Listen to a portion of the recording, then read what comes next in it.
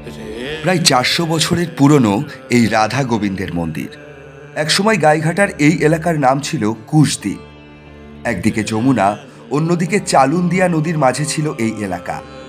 ইতিহাস বলছে বহু যুগ আগে এখানে জমিদারি স্থাপন করেছিলেন রাঘব সিদ্ধান্ত বাগীশ নামে এক পণ্ডিত। সেই সময় ভারতের শোষণ চালাত সম্রাট আকবর। তার নজর পড়ে এই এলাকায়।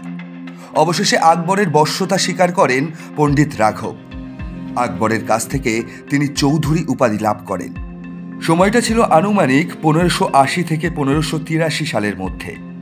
সেই ঘটনার বেশ কয়েক বছর কেটে যাওয়ার পর 1651 সালে জমিদার রঘুনাথ চৌধুরীর হাত ধরে নির্মাণ হয় এই দ্বিতল নবরত্ন মন্দির। আর এই রঘুনাথ চৌধুরী ছিলেন পণ্ডিত রাঘব বাগীশের পৌত্র, অর্থাৎ নাতি। বেশ কয়েক বছর আগেও এই মন্দিরটি ছিল একটি মাটির ঢিবির নিচে। চারিদিকে ছিল জঙ্গলে ঘেরা। কিন্তু হঠাৎ একদিন এই মন্দিরের চূড়া দেখতে পান এলাকাবাসীরা।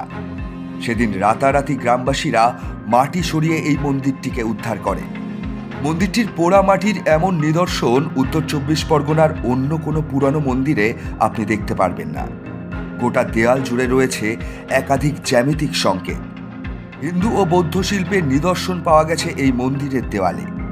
রয়েছে রথের চাকা, তীরধনুক, এমনকি দেবদেবীর লীলাও ফুটে উঠেছে এই সব পোড়ামাটির শিল্পে।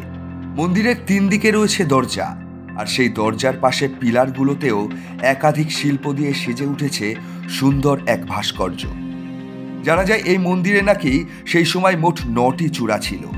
সেই কারণেই একে নবরত্ন মন্দির বলা হয়। একসময় রাধা গোবিন্দ দুজনাই বিরাজমান ছিলেন এই মন্দিরে। আজ যার প্রতিটা দেয়ালে রয়েছে সেই ইতিহাসের গন্ধ। তবে সেই 9টি চূড়া আর নেই। কোনো মতে দাঁড়িয়ে রয়েছে নবরত্ন মন্দির। বহু যুগ আগের কুশদ্বীপ আজ হয়ে উঠেছে ইছাপুর। কিন্তু ইতিহাস অনেক কিছুরই সাক্ষী রেখে যায়। মন্দিরের দেয়ালের এই ভাস্কর্য যেন সেই কথাই বলে গেল। ভাবলেও অবাক লাগে, আজ অবহেলায় পড়ে আছে রঘুনাথ চৌধুরীর আমলে বানানো সেই নবরত্ন মন্দির। 2008 সালে এখানে পরিদর্শনে আসে আর্কিওলজিক্যাল সার্ভে অব ইন্ডিয়ার সদস্যরা। রাজ্য সরকারের পক্ষ থেকে হেরিটেজের তকমা দেওয়া হয় এই পুরনো মন্দিরকে। এই মন্দিরেই একসময় পুজো হতো রাধা গোবিন্দের। তবে চৌধুরী পরিবার 1920 সালে এই পুরনো মন্দিরটির পাশেই একটি নতুন মন্দির প্রতিষ্ঠা করেন।